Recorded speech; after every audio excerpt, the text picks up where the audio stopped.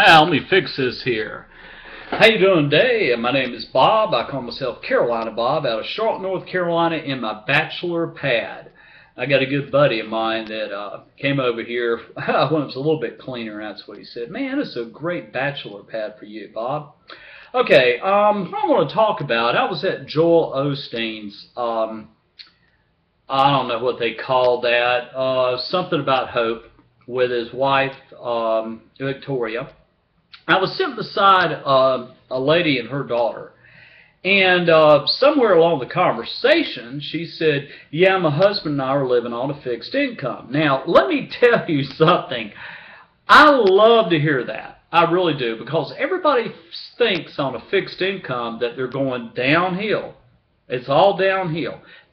Far further from the truth when I looked at her and said, well, one good thing about being on a fixed income, it's easier to budget. She looked at me. I said, okay, what you do is whatever you're going to have to pay for where you live. Now, it may be rent, mortgage, whatever. That always comes first because you don't want to live on the street. Second thing you do is figure out your bills for the month. Okay? Don't worry about food. Don't worry about anything else. What is the biggest priority? Then you go down like this. You get to, at that point, you divide, okay, into that for 30 days, or how many days you need to divide it in. It's going to tell you exactly how much money you have to spend every single day. Okay, so I know this is kind of a strange way to budget, but think about it for a minute. If you're on a fixed income, the likelihood is you don't have to go a long way with your car. So you factor in how much gas you can buy on your daily allowance.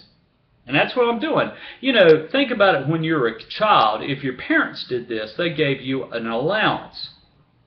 So you knew exactly how much to spend every single day. That's my whole point. Get your budget daily. Don't do it by the month. It'll drive you insane. I tried that. I get in trouble, I'm like, oh my God. So now what I do, because I mean, you know, I live in a place for the disabled. I don't have a lot going on with my sleep problem, physical problems, mental health problems. I could not convince Social Security that I need a disability, which is perfectly fine. You know, that doesn't bother me in the least bit.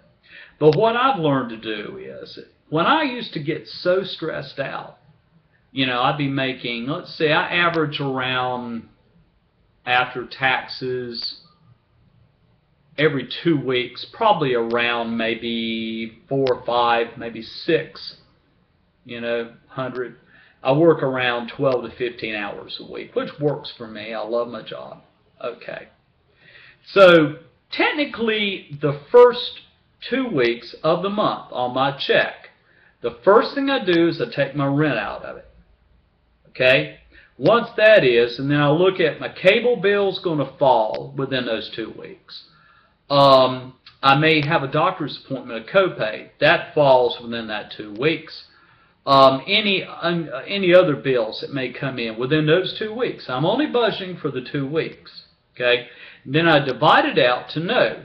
Now, you may find this insane, but think about it for a minute. For me, I got in a little trouble this month. And primarily it's because of blasted medical bills. The Obamacare, and I'm going to get into that briefly, the Obamacare and everybody blasting it, it's not Obama's fault. It was Congress's fault the way they hacked it. They hacked at it so much. What happened to me is I pay now $20 a month for a premium, but I've got $20 for primary, $40 for going out to my psychiatrist, for example, specialist. Medication now is going to be $10 per medication. Now, a lot of you may be going, boy, I wish I was in your shoes. But you have to understand, that all comes out of the daily allowance that I have for myself. So this month, or this month up to my next check, I'm averaging for myself around $7.75 a day. Okay. Today, I don't need anything. I've got plenty of food. I'm just going to kind of lay around, take it easy today. It's my day off. I've got something coming in the mail for my birthday to myself, because I'm having my birthday in one day. So if you make comments, say, "Happy birthday, Carolina Bob." And so that's the reason why I'm sharing this. Now I'm going to tell you this. Where I live, I get so irritated with the people that live here, always hitting me up for money. We all basically pay the same amount of rent. It's 30% on your income.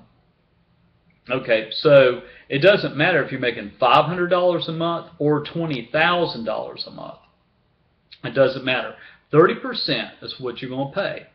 I have these people coming to me all the time. "Man, you got a dollar? You got a dollar? Hey, man, can you give me a dollar? Hey, man, I need a dollar. Do you got a dollar, Bob? You got a dollar?" I'm tired of hearing this, "Do you have a dollar?" I feel like going, guys, why the hell don't you budget your damn money? It pisses me off.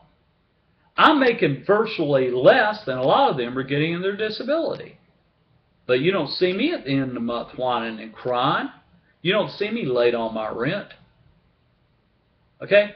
So there have been really tough times on me while I was making, basically only had $3.50 a day.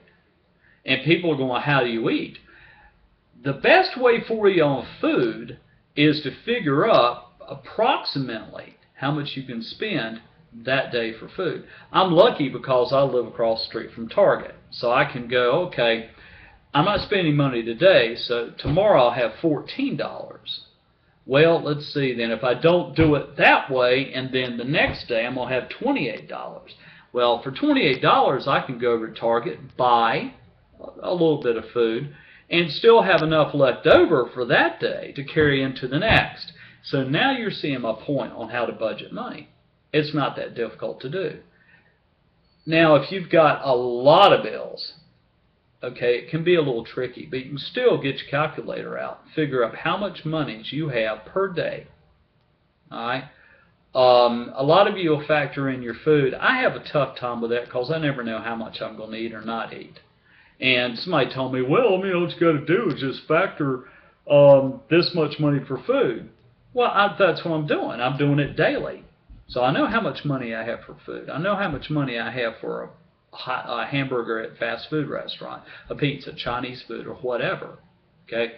Now, the next thing we'll talk about is cigarette smokers. Now, granted, I'm starting to vape, and vaping is a lot less expensive than cigarettes. I mean, a pack of cigarettes here in Charlotte, the cheapest I found is $4.50 a pack. That's the cheapest. Most people here smoke Newports. Newports are around $6 a pack. Think about that, $6 a day.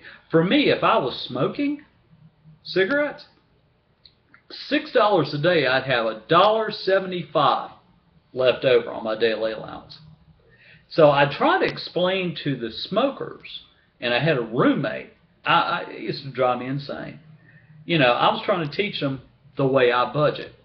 And I told him, I said, "What is the number one priority for you?" And he said, "To pay my rent." "What is the second priority for you?" "Food." I ask you again, what is the second priority to you? Food. "No, cigarettes." "Huh?" They looked at me like, "Huh?" I said, "Okay, let's do it this way. Why don't you buy your food and lay your cigarettes down? How many days do you think you can go until you're going to pick up a cigarette?" And he looked at me. So I said, "Your priority is your nicotine addiction before your food." So I told him, I said, "Figure out how much you smoke, buy those cartons." For him, it'd be monthly. So buy how many cartons you need. Okay, then you don't have to worry about cigarettes. It's done with. Then from there, you know how much daily to spend on food and any luxury items. Okay, so that's the way I budget, and it works for me. I haven't gotten behind. I pay all my bills on time. I pay my rent on time. And when I told that woman that it was on a fixed income, she kind of looked at me and went, "You know, I never thought of it that way." Most people don't. Most people complicate their budget. There's no sense in it. You know, well, let's see, I got so much here for food, I got so much here for my daughter's ballet classes, I got so much here that I've got for gasoline, I mean, break it down to how much monies you have per day. If you've got a problem, okay, well, let's say you've got $35 a day, and that's not going to cut it, then you've got to cut something out of your priority list. Okay? If it's your daughter's so-and-so, trim that a little bit so that it'll bring your daily up to the level that you need it to be. It might be food. Maybe you're buying steaks when you could be buying something else. So that will cause that daily allowance to go up. So that's what I'm talking about. Don't make it complicated. It's very, very simple to do. It works for me. It'll work for you. Thanks for listening.